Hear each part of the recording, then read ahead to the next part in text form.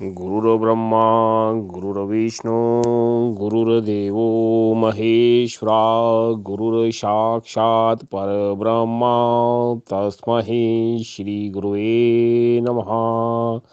श्री गुरुवे नमः। जुगाद गुरुवे नमः।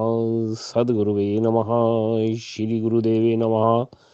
ओम श्री गुरुवे नमः। नंदू अपने दद्दू को मिलने के लिए गांव जाता है। नंदू, जिसका नाम है नंदकिशोर जी, उसने एमबीए की हुई है हार्वर्ड से in HR, human resource development में, एचआरडी में। और वो उसने अमेरिका से जॉब छोड़ के इंडिया में अपना उसने स्टार्टअप किया और काफ़ी राइज कर रहा है। जब भी उसे कोई प्रॉब्लम होती है तो वो गांव में अपने दद्दू को मिलने जाता है और आज भी वो अपने दद्दू को मिलने गांव पहुंचता है और दरवाज़ा नॉक करता है। दद्दू दरवाज़ा खोलते हैं, उनके पाँव छूता है, वो दद्दू उसको आशीर्वाद देते हैं। फिर वो बैठते हैं। जो औपचारिकता होती है हालचाल पूछने के बाद, जो नंदू है वो Nand Kishore MBA from Harvard जो है वो अपनी बात शुरू कर देता है। दद्दू, I am in lot of problems. और बड़ी टेंशन में होता है, लेकिन जो उसके दद्दू होते हैं वो शांत होते हैं, बड़े तेजस्वी होते हैं। कहते बेटे क्या बात हुई है? कहता दद्दू एक प्रॉब्लम हो तो बताओ ना, मेरी तो ज़िंदगी जहन्नुम बन गई है। कहते बेटा बेटर है कि डिफाइन योर प्रॉब्लम और फिर उसके बाद हम उसको सॉल्व करते हैं। कहते देखो दद्दू, आपको मालूम है मेरी जो है 3 साल पहले लव मैरिज हुई। कहते हाँ बेटा, वो तुम्हारी चॉइस थी, तो तूने तो लड़के शादी की थी। कहते हाँ। कहते मैंने देखा अपनी वाइफ के लिए इतना सेक्रीफाइस किया, सब कुछ किया, लेकिन वो मेरी बात नहीं समझती, मेरी बात मानती नहीं है। मैं दुनिया को समझाता हूँ, वो मेरे को समझाती है। उसकी मम्मा के साथ पापा के साथ क्लेश रहता था और उसने मेरे को घर छुड़वा दिया। अब मैं उसके मम्मा के पापा के पास रहता हूँ, घर जुआई बन के रह रहा हूँ। तो वहाँ पे भी मेरी जो हालत है वो कुत्ते जैसी है, मेरे को समझ नहीं आती। अब मैं फैक्ट्री में जाता हूँ, वहाँ पे जो एम्प्लॉयज़ हैं जो हैं, कोई भी काम करके खुश नहीं है। जो मेरे सप्लायर हैं वो राइट टाइम पे मेरे को जो है माल डिलीवर नहीं करते। जो मेरे जो पार्टीज़ हैं वो मेरे को राइट टाइम पे पेमेंट नहीं करती। तो मेरा बहुत ज़्यादा दुखी हूँ, मेरे को समझ नहीं आती। उधर से मेरे सलाहकार हैं, एडवाइज़र्स हैं, वो भी जो हैं प्रोफेशनल्स बंदे हैं, मेरे फ्रेंड्स हैं, हर एक बंदा मेरे को धोखा दे रहा है।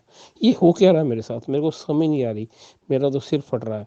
तो मैं तो आपके पास आया हूँ, you are the only hope for me, please guide मी।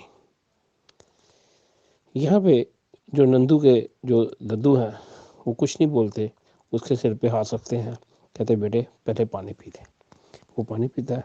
कहते मैंने तेरी सारी समस्या को सुना है, ठीक है, कोई बात नहीं है, कल मैं तुम्हें इसका उत्तर दूंगा। कहता नो, आई वॉन्ट, मेरे को अभी सोल्यूशन चाहिए। कहता बेटा इंस्टेंट चीज़ें जो हैं यहाँ पे नहीं मिलती, ये हमारा गांव है, यहाँ पे जो दाल बनती है वो भी हम लोग अंगीठी पे बनाते हैं, प्रेशर कुकर वाले काम नहीं होते। तो पहले रिलैक्स हो, आराम से कपड़े बदल जो है, उसके बाद हम सुबह बात करेंगे। सुबह पहले मेरे को एक ज़रूरी काम करना है, उसके बाद मेरे को आपको क्या काम करना है। कहते बेटे नहीं, मेरी एक इम्पोर्टेंट असाइनमेंट है कल, उसके बाद मैं वहाँ से 3 घंटे में फ्री होऊंगा, उसके बाद मैं तेरे को उत्तर दूंगा। चॉइस तेरी है, अगर तेरे पास इतना टाइम है, पेशेंस है, तो भैया कल सुबह 3 घंटे के बाद जो मेरा असाइनमेंट है उसके बाद मेरी बात सुनना, नहीं तो अभी वापस चला जा। अभी जो है गांव में तो लोग सोने वाले हैं, शहर में तो अभी दिन शुरू हुआ है, चॉइस तुम्हारी है। नंदू कहता ददू आप भी ना। कहता चलो ठीक है। उसके बाद सुबह जो है नंदू जो है वो सो रहा होता है और अक्सर जो है शहर के लोगों को अलार्म को क्लॉक जो होती है या बॉस का डंडा उठाता है। इधर से उसके दद्दू सुबह उठ के तैयार हो चुके थे और उसको बोलते हैं बेटे तुम ये खाना जो है वो खा लेना, मैं अपनी इम्पोर्टेंट असाइनमेंट जो है वो करने जा रहा हूँ और हवेली में पीछे तुम भी आ जाना। 3 घंटे मैंने ये काम करना है, उसके बाद मैं तुम्हें कुछ बताऊंगा। यहाँ पे जो नंदू था अधोचित मन से पहले खाना खाता है। अब बर्गर पिज़्ज़ा खाने वाले बंदे को देहाती खाना जो कि ऑर्गेनिक शुद्ध सात्विक खाना कैसे अच्छा हजम होगा, लेकिन खाना पड़ना था। और उसके बाद क्या होता है, वो अधमन मन से वो हवेली में जाता है। वहाँ पे अगर देखता है उसके दद्दू जो हैं वो गीता का पाठ कर रहे होते हैं, बड़े सुर में, बड़े आनंद में, और बड़े ही लगन से वो पाठ कर रहे हैं। और आगे देख के नंदू हिल जाता है। सामने एक गधा बैठा होता है जिसको उसके दद्दू गीता का पाठ सुना रहे हैं। और ये देख के जो है नंदू थोड़ा सा दुखी होता है कि ये क्या हो रहा है। थोड़ा सा उनको बोलने की कोशिश करता है, लेकिन उसके दद्दू पूरे मस्त थे, लगन में, पूरे लगन में, आनंद में गीता का उपदेश जो था वो पढ़ पढ़ के, एक एक श्लोक पढ़ पढ़ के, संस्कृत में बोल के, उसकी व्याख्या अर्थ कर करके उस गधे को समझा रहे थे। ये प्रोसेस जो था पूरे 3 घंटे चला। उसके बाद जो है दद्दू ने जो है 2-3 बार नोट भी किया कि नंदू आया, लेकिन उसको उन्होंने इग्नोर किया। रूल ये होता है यहाँ पे, दद्दू ने सिखाया कि फोकस इज़ द की। जब आप काम पे हो तो फिर आप मत देखो कि आपको कौन देख रहा है, आपका मित्र आया है, रिलेटिव आया है, कोई भी आया है, आपको फोकस करना है अपने काम पे। अब नंदू बोलता है कि दद्दू जी आप क्या करते हो यार, कभी मैं आपके पास आता हूँ, कभी आप भैंस को बीन सुना रहे होते हो, चलो वो भी बात समझ आती है, गधे जो है उसको गीता से के उपदेश से क्या लेना देना।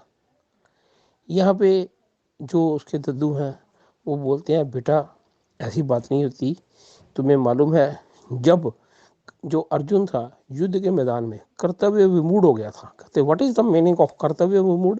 कहते जब वो अपनी ड्यूटी से पीछे भगोड़ा हो रहा था, उस टाइम पे भगवान श्री कृष्ण जी ने उसको उपदेश दिया था गीता का, और जो उनका उपदेश सुन के वो कर्मठ हो गया, उसे कर्म योग का पता लगा, और उसने धनुष उठाया और युद्ध किया। कहते यार इसका तो वो तो समझ आई, लेकिन आप क्या कर रहे हो यहाँ पे। कहते देखो जब तक भगवान श्री कृष्ण जो है अर्जुन को उपदेश दे रहे थे, अर्जुन में और इस गधे में कोई फर्क नहीं था, जब तक कि उपदेश का पालन करते हुए उसने धनुष नहीं उठाया।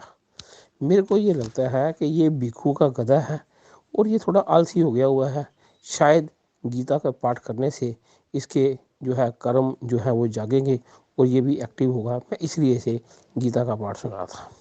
नंदू यहाँ पे बोलता है कि दद्दू हमने हार्वर्ड में एक चीज़ पढ़ी थी, एम बी जो हमने की है, मैं आपको मालूम कि you know I am gold medalist. हमने सीखा था कि आप राइट पर्सन को रॉन्ग टारगेट ऑडियंस जो है वो नहीं चूज़ करनी चाहिए। आपका गीता उपदेश बहुत ज़बरदस्त है, आपका गीता का ज्ञान बहुत ज़बरदस्त है, लेकिन आप गधे को सुना रहे हो। आपको गीता के उपदेश के बारे में काफ़ी नॉलेज है, लेकिन गधों की जो फिलॉसफी होती है, इनकी जो बायोलॉजी होती है, इसके भी तो आपको समझ होनी चाहिए। यहाँ पे नंदू के दादू एक लंबी सांस लेते हैं। कहते बेटा मैं अकेला नहीं हूँ जो गीता का उपदेश जो है गधों को दे रहा हूँ। 95% लोग यही काम कर रहे हैं, चाहे वो बिजनेस में है, चाहे वो प्रोफेशन में है, चाहे पर्सनल लाइफ में है। कहता दद्दू मैं समझा नहीं। कहता है बेटा देख, दो बातें होती हैं, एक होता है लीडर और एक होता है सर्कस का जोकर। 95% लोग जो हैं वो लीडर नहीं है, वो सर्कस के जोकर हैं और वो गधों को ही पाठ पढ़ा रहे हैं। कहते बेटा तू कल की अपनी प्रॉब्लम को बता। सबसे पहले देख क्या होता है, एक हॉर्स ट्रेनर बंदा पहले क्या करता है, हॉर्स ट्रेनिंग के ऊपर अपनी एक्सपर्टाइजेशन लेता है, उसके बाद वो गधों को भर्ती करके उन्हें हॉर्स बनाने की कोशिश करता है। अब तूने देख, तू एक तरफ MBA तूने की है HRD में, ह्यूमन रिसोर्स डेवलपमेंट में, लेकिन देख तुम्हारी पर्सनल लाइफ में स्टाफिंग कहाँ पे है। स्टाफिंग का मतलब होता है selecting the right person at right place, ठीक है। और यहाँ पे तुमने क्या किया, तुमने जब शादी की उस टाइम पे तुमने लड़की की ना तो क्वालिटीज़ देखी, ना उसका फैमिली बैकग्राउंड देखा, और आज क्या कर रहा है, उसे सुधारने की कोशिश कर रहा है, और उसके बाद वो सुधरी क्या, उसने तेरे को घर चोए बना दिया। अब तेरे पास क्या है, ऑप्शन कोई नहीं है। स्टैंड लेने की तेरे में हिम्मत नहीं है, रीढ़ की हड्डी नहीं है कि तू स्टैंड ले, उसको समझाए, अपने ढंग से चले। और दूसरा क्या है, तुम एक वीपिंग शीप की तरह सिर्फ वही बोल रहे हो कि मेरी वाइफ ऐसी है। अगर वो ऐसी है तो तुमने उसको चांस दिया यहाँ पे, और तुम उसे समझाने की कोशिश कर रहे हो।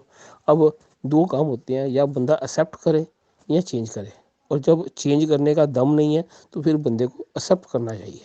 अब आती है बात हमारे एम्प्लॉयज़ की। वहाँ पे एक बात होती है, कहता है आपकी टीम में कौन है। यहाँ पे दद्दू बोलते हैं कि नंदू बेटा मेरे को सुनो, जो रावण था उसकी टीम में वो भीषण था। वो भीषण जैसा गद्दार भाई था, जिसके कारण रावण जो था उसका अंत हुआ। और भगवान श्री राम जो थे वो बनवासी थे, लेकिन उनकी टीम में क्या था, लक्ष्मण जैसा वफादार भाई था, जिसके कारण वो जीते। तुम्हारी टीम में क्या विभीषण है या डेडिकेटेड जो पर्सन्स हैं भाइयों जैसे लक्ष्मण है, ये तुम्हें देखना होगा। तीसरी बात आती है, यहाँ पे वो बोलते हैं मेरी बात सुन, यहाँ पे है तुम्हारे एडवाइजर्स कौन है, तुम किनके इन्फ्लुएंस में सारे काम करते हो, तुमने अपनी ज़िंदगी का रिमोट कंट्रोल किनको दिया हुआ है। यहाँ पे वो बोलते हैं कि अर्जुन जो था उसके एडवाइज़र, उसके गाइड, उसके मेंटर भगवान श्री कृष्ण थे।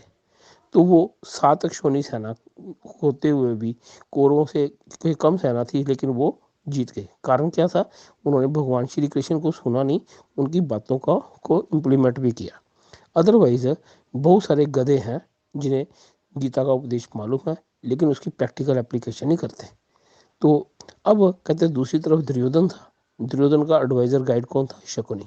शकुनी एडवाइजर और गाइड होने से क्या हुआ, दुर्योधन और उसके खानदान का नाश हुआ। यहाँ पे ये देखना जरूरी है कि आपके एडवाइजर कौन है। यहाँ पे बोलते हैं कि भगवान श्री राम जो है उनको 14 वर्ष का वनवास हुआ। उसके पीछे रूट कॉज क्या था, उसके पीछे था उनके पिता का जो है दशरथ जो है उसका जुड़वा गुलाम होना। वो क्या करता था, अगर वो कई की बात ना मानता, कई को वचन ना देता बिना सोचे समझे, तो क्या वो भगवान राम को जो था वनवास लेना पड़ना था। और ककई कौन थी, ककई की एडवाइजर कौन थी, मंथरा। हर घर में हर जगह पे ये मंथरा, ये शकुनी, ये विभीषण हैं, इन्हें आइडेंटिफाई करना बहुत जरूरी है। और क्या हुआ, अब यहाँ पे भी जो दशरथ था उसकी पत्नी कई इतनी बुरी नहीं थी, लेकिन उसे आगे उसकी स्टाफिंग सही नहीं थी। उसने गलत प्रकार की एक लेडी को उसकी दासी बनाया, मंथरा को, और मंथरा ने उसका दिमाग खराब कर दिया। यहाँ पे जीवन में हमें फिल्टर लगाने जरूरी होते हैं, चेक लिस्ट लगानी जरूरी होती है, और हमें ये देखना होता है कि कौन बंदा डायरेक्टली या इनडायरेक्टली हमें हमारी लाइफ को कंट्रोल करने की कोशिश कर रहा है। और यहाँ पे वो बोलते हैं कि देखो स्टाफिंग जो है वो स्किल के बारे में हमने पढ़ा, तुम्हारे जैसे गधे MBA हार्वर्ड से करके गोल्ड मेडल आ जाते हैं, लेकिन क्या वो स्टाफिंग सिर्फ बिजनेस में करते हैं। लेकिन जब उन्हें वाइफ की सिलेक्शन करनी है, स्पाउस की सिलेक्शन करनी है, उसके बाद उनके फ्रेंड्स जो हैं उनकी सिलेक्शन करनी है, अपने एडवाइजर्स की सिलेक्शन करनी है, तो वहाँ पे क्या होगा। कहते हैं मैंने नोट किया है तुम्हारी जो पास है कॉम्पिटेंट बंदों की कमी है, तुम्हारे पास जो टीम है वो चापलूस और चमचों की टीम है। उसका रीज़न क्या है, कहता है उसका रीज़न ये है तुम कंफर्टेबल इन्वायरमेंट में अपनी कंपनी चला रहे हो, ना कि कॉम्पिटेंट इन्वायरमेंट में। नंदू कहता है मैं नहीं समझा कंफर्टेबल और कॉम्पिटेंट में क्या फ़र्क होता है। यहाँ पे उसके दद्दू बोलते हैं कि बेटा मेरी बात सुन, अगर एक MBBS डॉक्टर है वो कंपाउंडर और नर्सों के पास होगा ना, तो उनके सामने वो शेख ही हाँकेगा। लेकिन अगर वही MBBS डॉक्टर जो है, जो उससे भी बड़े एक्सपर्ट डॉक्टर्स हैं, MD हैं, अगर उनके पास होगा तो उसे अकल आएगी कि नहीं वो कॉम्पिटेंट है, मेरे को अब सभी मैंने सिर्फ MBBS की है, मैं MD करूँगा, मैं और आगे रिसर्च करूँगा। अब डिपेंड करता है कि जो चापलूसों की टीम में नर्सों से छेड़छाड़ करनी है, कंपाउंडरों के आगे डींगे हाँकनी है, कि वाकई ही कॉम्पिटेंट होना है। तो तुम्हारे पास जो इन्वायरमेंट है, ज़्यादातर लोग जो होते हैं जिन्हें हम मैं सर्कस का जोकर बोलता हूँ, उनके पास चापलूस चमचों की फौज होती है, उनके पास कॉम्पिटेंट इन्वायरमेंट नहीं होता, इसलिए वो अपनी लाइफ में ग्रो नहीं करते, उनकी ग्रोथ जो है वो रुक जाती है। यहाँ पे जो है नंदू को बोलते हैं कि नंदू हर चीज़ को समझ। कहते तुम्हें मालूम है, तुम कहते हो कि तुमने MBA gold medalist from Harvard हो, लेकिन मेरे को एक बात बताओ, क्या तुम्हें मालूम है एक जो शेफ होता है उसका आर्ट क्या होता है, क्या उसे रेसिपी का सेंस होता है, नहीं। उससे पहले रेसिपी का नॉलेज तो होना अच्छी बात है, लेकिन उसे मालूम होता है कि जो भी रेसिपी वो बनाने जा रहा है उसके इंग्रेडिएंट्स की क्वालिटी क्या होगी। वो हमेशा क्वालिटेटिव जो है इंग्रेडिएंट्स ही यूज़ करता है। उसे मालूम है अगर एक भी इंग्रेडिएंट पुअर क्वालिटी का होगा वो सारी रेसिपी का बेड़ा कर देगा। और 95% लोग जो लीडर्स है सर्कस के जोकर बनते हैं उनमें स्टाफिंग स्किल की बहुत जो है लैकिंग होती है। और आगे आता है आपकी टीम में कौन है, आपकी टीम जैसी होगी और उसकी वही जो आपको रिप्रेजेंट करेगी। कहते जब मैं टीचर था हम बोला करते थे जो चिल्ड्रंस रिप्रेजेंट्स देयर पेरेंट्स, लेकिन अब हम लोग बोलते हैं employees represents their company and their employer. और जैसे आप होगे, आपकी ही लीडरशिप क्वालिटीज़, आपकी ही क्वालिटीज़ जो होती हैं वो आप आगे अपने एम्प्लॉयज़ को, अपने एसोसिएट्स को डिलीवर करते हो। और आगे यहाँ पे नंदू के दादू बोलते हैं, कहते हैं लाइक अट्रैक्ट्स लाइक, गधे हमेशा गधों में कंफर्टेबल होते हैं। और यहाँ पे बोलते हैं कि नंदू बेटे एक मेरी बात हमेशा याद रखना, क्योंकि शब्द जो हैं वो कड़वे हो सकते हैं लेकिन इसकी स्पिरिट को समझना। कुत्ते कभी दहाड़ते नहीं, कुत्ते कभी दहाड़ते नहीं, और शेर कभी भौंकते नहीं। कहता दद्दू मैं नहीं समझा। कहते बेटा ये तुम्हारा दोष नहीं है, ज़्यादातर एमबीए करके जो लोग आते हैं गोल्ड मेडलिस्ट, वो विदाउट कॉमन सेंस होते हैं। तुम्हें कॉमन सेंस की ज़रूरत है। और अब तू जो मेरे को बोल रहा था कि मैं गधे को गीता का उपदेश दे रहा हूँ, तू क्या कर रहा है जब तेरी वाइफ को अकल नहीं है, ना तो तूने उसके सामने स्टैंड लिया, तू सिर्फ अपने आप को क्लीन चिट दे रहा है कि तू बिल्कुल सही है, और एक विक्टिम कार्ड खेल रहा है कि मैं बेचारा हूँ। तूने तो स्टैंड क्या लिया? और अगर उसने तेरे को तेरे माँ बाप से अलग करवा के घर जो ही बनाया है, तो ये उसने एकदम नहीं किया, स्टेप बाय स्टेप उसने तेरे को काटा है। अब सिमिलरली एम्प्लॉयज़ हैं वो तेरे पे हावी हैं, वहाँ पे भी तेरे सिलेक्शन स्किल्स नहीं सही। और सीधी सी बात है, एक और रूल होता है, जो अकेला व्यक्ति कमीना होता है, कमीना अकेला होता है। अब देख, ये तेरे बाप को कभी अकल नहीं आई, वो क्या था, वो जोड़ू का गुलाम था। और जो वो जोड़ू का गुलाम था वो भी अपनी माँ और मेरे को छोड़ के गांव से शहर में गया। तू भी उसकी औलाद है, डीएनए तो तुम्हारे बाप का ही है ना। तो अब क्या हुआ, अब तूने आगे क्या किया, जो तुम्हारे बाप ने मेरे साथ किया था तूने आगे किया, लेकिन वो मेरे से अलग हुआ था, तो अपने बाप से अलग होके घर ज्वाई बन गया। और घर ज्वाई जो होता है उसकी वैल्यू क्या होती है ये मैं नहीं बोलूँगा, बहुत सारी कहावतें हैं, उसे जाके सुन लेना। तो कहता है वधू मैं क्या करूँ। कहता है देख, एक बात ये है, तेरे को समझाने से अच्छा है कि मैं ये गधे को गीता का उपदेश छोड़ दूँ। अगर तो इतना पढ़ लिख के भी जो है तेरे को समझ नहीं आती तो मैं इसमें क्या करूँ। लेकिन एक बात याद रखना, selection is the key, selecting right person at right place होगा, उससे क्या होगा, जीवन आपका बढ़िया हो जाएगा। और दूसरा बात ये है, अगर तुम स्किलफुल हो तो तुम्हें अपनी टीम में अगर तुमने गधे रखे हैं तो वो कभी घोड़ों का काम नहीं करेंगे, और अगर घोड़े रखे हैं उनसे कभी गधों का काम नहीं लेना चाहिए। चॉइस तुम्हारी है, तुम इसे समझते हो ठीक है, नहीं तो बेटा ऐसे है, फैक्ट्री फैक्ट्री छोड़, यहाँ पे हर सुबह मैं 3 घंटे भिखू के गधे को गीता का पाठ सुनाता हूँ, तू भी आगे सुन लिया कर, कभी ना कभी हो सकता है तेरे अंदर भी अर्जुन जागृत हो। जय जयकार।